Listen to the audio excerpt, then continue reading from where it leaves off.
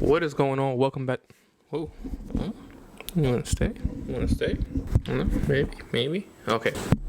Welcome back to a brand new video, everyone. First off, Happy New Year. Happy holidays. Although it's not the new year yet while I'm recording this, I plan on dropping this on Monday, so by the time you see this, it'll be January 3rd. So, Happy New Year. How much does it cost to own a rental property? Now, when I first started, this is not a question that I actually thought of or considered at all. My only focus when I first was trying to buy some property was how much money will it cost me to buy the property? You know, things like the down payment, the closing costs, appraisals, inspection, attorney fees, all that good stuff. I was only focused on getting my name on the deed. I never really thought about how much it would cost to maintain the property once I actually had it. And this is something that you do want to think about because you need to know how much money is going to cost you on a month-to-month basis or even annually to know if this property is going to make you money or you'll be underwater in the long term. Now, as far as how much it costs to actually maintain a property, unfortunately the answer is it depends. There's no straight answer as to how much it's going to cost you because each property is different, but stay tuned to the end of this video and I'm going to give you a walkthrough of exactly what I use, the tool that I use to make sure I have a good understanding as close as possible to know how much money it will cost me day by day. Or even if there's a property I'm thinking about buying, I use this tool to make sure that I know what I'm getting into. Now, before you even ask, you can find this Excel sheet in the description below. It's free, just download it. Or you can wait till the end so I can actually show you how I use the Excel sheet myself and get a clear understanding of whether or not this property is going to be a good investment. Before I jump into how to use this Excel file and run the numbers to see whether or not a property is a good fit for you, there's some things that you should know about expenses, right? So usually when people think about buying a property, the only thing they're really thinking about is paying the mortgage. But there's additional expenses that you may think of or you may actually not think of that you will have to pay while you own that property. Things such as insurance, property taxes, sewer, maybe you have snow removal, maybe you have HOA fees. Those are the main things that you have expenses for on a month-to-month basis.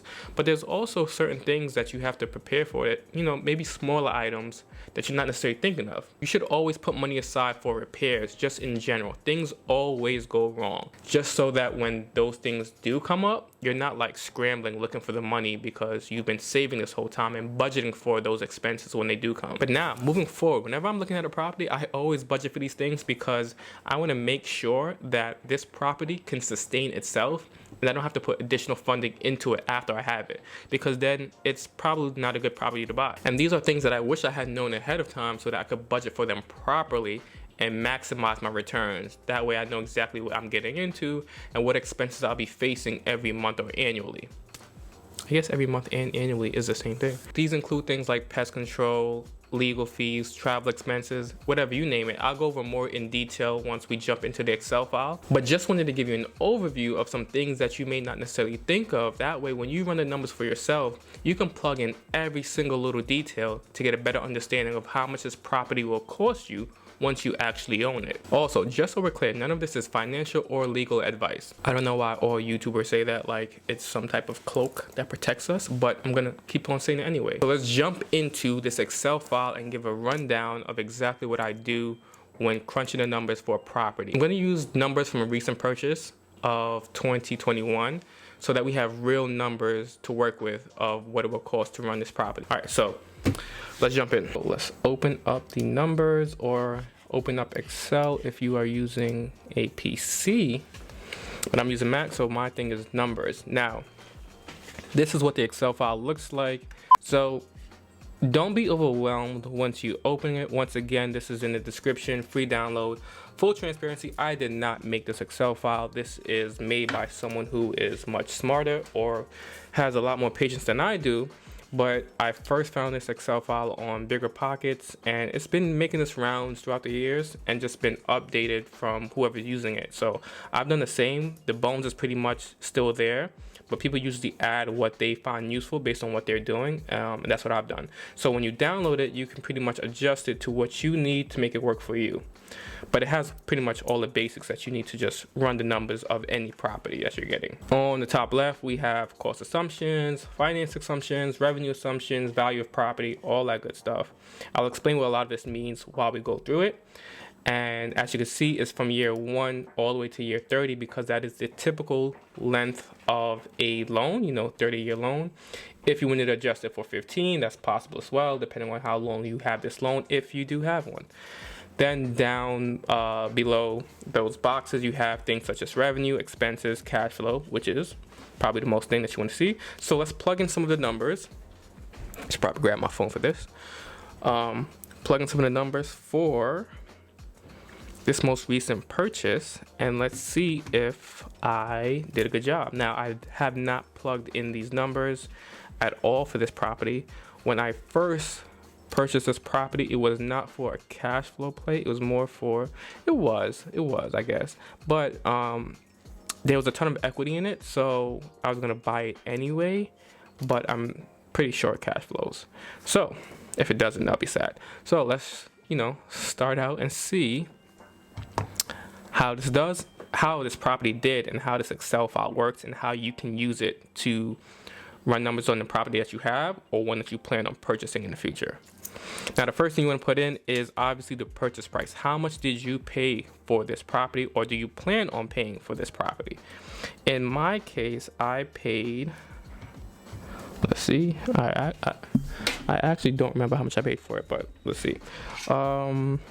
Sales price was $68,000. And then it automatically calculates some of the things for you. So if you were to double click on some of the cells, you would see that it has a formula in it already. You do not want to change this unless you know what you're doing and you want to change it for whatever reason. But most of this works in the typical format of analyzing a property. And I always want to put as much as possible because numbers don't lie, right? So this removes all the emotions out of it, because if the numbers don't work, it just simply does not work. Now, improvements. There were no improvements necessary to this property. Not saying that the property is perfect, but I bought this property with a tenant already in there, so everything was already working fine. They didn't complain about needing, new windows or a new roof or a paved driveway or anything like that. So that there is no expense for that. Now, closing costs. Let's open that up and see. My closing costs were $6,720.97, and I do it down pretty much to the penny because I want to see what's going on. This loan, I did not have any reserves, so I'll leave that at 0. I placed 20% on this property because I had to, simply because this is a property that's out of state. More on that later. But if you are putting down 10%, 5%, 3.5%, or 0, you would change that accordingly. So 20% for me, then it'll automatically adjust what my finances amount, or you could change this to loan amount, whatever makes you feel comfortable. This was my down payment. So all in all, I was just a little bit over 20,000, that was my goal, but 21,665, that's fine. My interest rate was 3.5. Mortgage term is 30 years, and the mortgage payment on this house is $268. Now, revenue assumptions. Right now, the tenant is paying $900. $900 for this 3-bedroom, 2-bath, full basement property. But assumptions is what this, what the market rent is. I know this will go for, they range from $1,100 to $1,300. So let's, be conservative and put $1,100 just to see. And that's what we will raise their rent to. Now, vacancy rate is, usually for multifamilies, as far as how many units are currently vacant at the moment out of the total number of units. It's a single family house, so there's nothing really vacant at the moment. There isn't anything vacant. The tenant's been there for 10 years. Automatically, after inputting these figures, it provides me with my annual cash flow, cash on cash return, and total ROI. As you can see, annual cash flow is around $2,000. And cash on cash return is about 9.9%. Now, usually I would really kind of stretch for 10%, but 9.9 is not bad. At least for me, you have to do numbers based on yourself. Maybe you say 9% is trash, and in your market you need 15%. I don't know. I live in New York, and I will take 9% or close to it, 10%. And this, as I mentioned before, was more so for the equity in this house. I paid $68,000, but the property is worth $120,000, easily worth $120,000. So the cash on cash return of 9%, it works for me. Annual revenue increase. As years go on, do you plan on raising the rent? You should. Expenses go up, such as taxes and insurance. So that's the reason why rent tends to go up in most cases as well. So whether you want to put 2%, 3%, it's completely up to you. I'm going to leave this as 2%. Now, here it has the monthly rental income and the yearly rental income that you will receive, or I will receive, for this property in year 1 is $13,200. And as you go to year 30, it shows you how much money you'll be receiving annually based on the rental income and based on the percentage increase that you put up here earlier.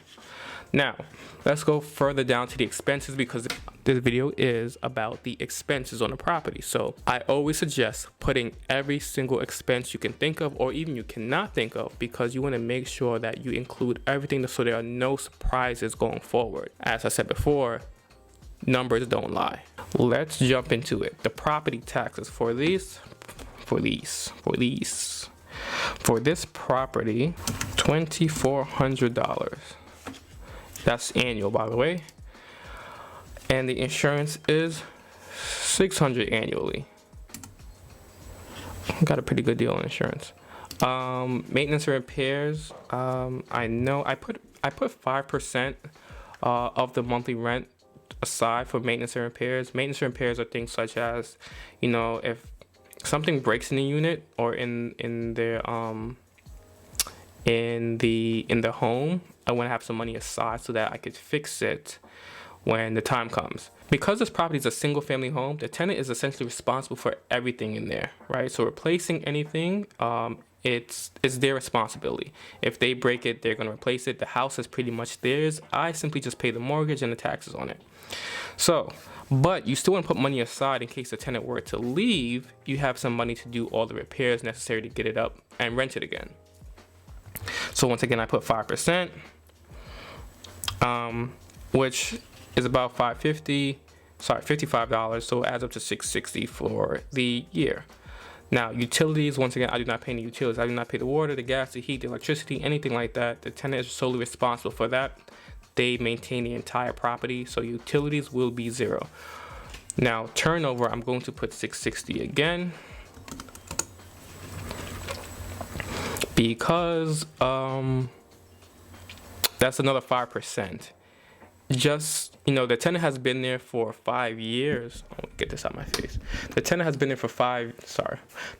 been there for 10 years, but it doesn't mean that they'll be there, you know, forever. I mean, that'd be great if they are, but you want to have some money aside in case the unit was ever vacant. Also, you'll notice as I update these numbers, the cash flow updates, the cash and cash return updates, all this good stuff. So while I'm updating it, I noticed that my cash and cash return is actually 14%, which is really good, at least for me. Administration costs, it is $0. I do all the admin work. I have a property management that I pay for everything else, but as far as on the back end, managing the books, the money, that's solely on Jalil, so we'll leave that at $0. Now, property management costs, it's usually percentage based, and it usually ranges from 8 to 12%. In this case, my PM charges me 10%, and even if you are managing it yourself, I do suggest that you put this number in anyway, because eventually you may not want to manage this property and you want to pass on that work to someone else. So it's good to include it from now, just in the event that when you do decide to walk away, that 10% is not a deal breaker. HOA, there are no HOAs. And also monthly capital costs. These are things such as planning to repair the roof, planning to replace the HVAC system, planning to repair any major expense that may go wrong. For me, $100 per month, which is roughly about 10%, is good. I'll take that. I'll put 10% aside every month, just so that if something were to break, a major expense, I'm covered. Now, I know the roof is new. I know the boiler is fairly new. So I won't see this for the next maybe 15, 20 years, but it's good to have it still there and building up the account.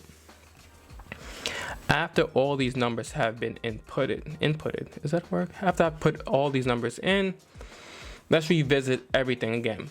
Cost assumptions, And by the way, you can adjust these for whatever you want. Whatever market you're in, whether the property is 700,000 or 70,000, you can put that in to fit your needs and your market, your closing costs, etc. So right now my annual cash flow is around 3,100. Cash on cash return is 14, roughly almost 15%, pretty decent. I'm getting about 1,100 in rent, or I will be, as far as revenue assumptions. So here's the thing that I want to change, right? So there's some things here that I do not pay anything for, such as HOA, but what you can do, like in my market, I like to add pest control. So monthly, I don't really pay monthly. It's more of a biannually. Is that a thing? Biannually. I pay $300 twice a year to do pest control. So I'll put $50 in. Now in this case, in this specific property, because it's a single family in South Carolina, the tenant is essentially responsible for that. But I want to give you an example if maybe you're in a different market and you are responsible for it. So my New York properties, I do add pest control, but just to show you what it'd be like, that $50 per month changes my cash on cash return to 11.72%. Makes a big difference. Good for me. In this case, I don't have that, but what I do have on this property is landscaping. Is that how you spell landscaping? I don't know, but landscape, right? So this is something that the tenant and I agreed on, that I will take care of the landscaping, because there's some huge trees that tend to that they hover over the roof, and ultimately I do not want to replace the roof frequently. So I have no problem taking care of the landscaping, because that means I'll get to save the roof, which means I'll get to save more money in the long run.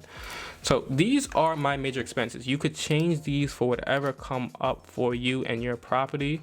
Now, the good thing about this is you get a full breakdown over 30 years of what this property will make you, or if not, if this property is a good investment. So net operating income for year one is $57.60. As you can see, it increases over time. Let's go back to the cash flow. This is a number that a lot of people focus on.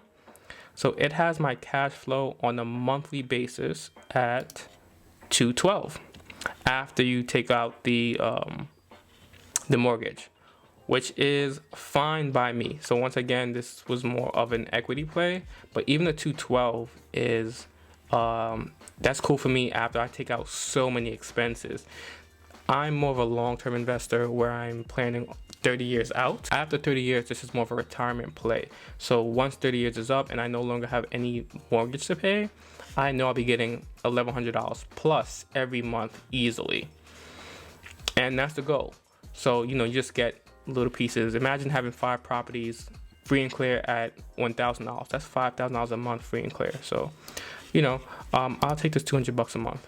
In the expenses, you can include things such as travel, attorney fees, anything that you can think of, or even if you wanted to make a property based on your lifestyle and you wanted to include, you don't have admin costs, but maybe you have a cell phone bill that's $100 or $1,200 for the year, and you want a property. No, you know what, better yet, let's say you wanted a car, and your car note, it's a business expense, right? You only use this car to manage your rental properties.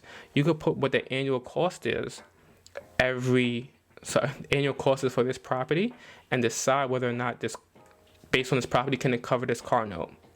And that's your goal. You want a property that can afford your lifestyle, afford this car that you're going to be using for businesses, however you want to do it. But the main idea is that the spreadsheet is here to gear you towards whether or not this property makes sense to invest in.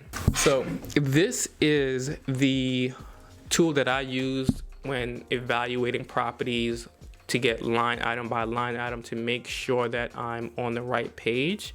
Once again, this will be in the description below. Please feel free to download it and use it on any property that you have or any property that you think about purchasing. That way you don't make a mistake of buying something that is not going to make you money. Not only that, it's going to cost you money and cost you a headache. If you already have a method that you use to analyze properties, let me know what it is in the comment below. Let me know what you think of this tool or how you analyze properties, or even let me know what your cash on cash return goal is. Is it more than 15%? I don't know. Thanks for watching. Good luck. Once again, happy holidays, happy new year, and I'll see you in the next video. Peace.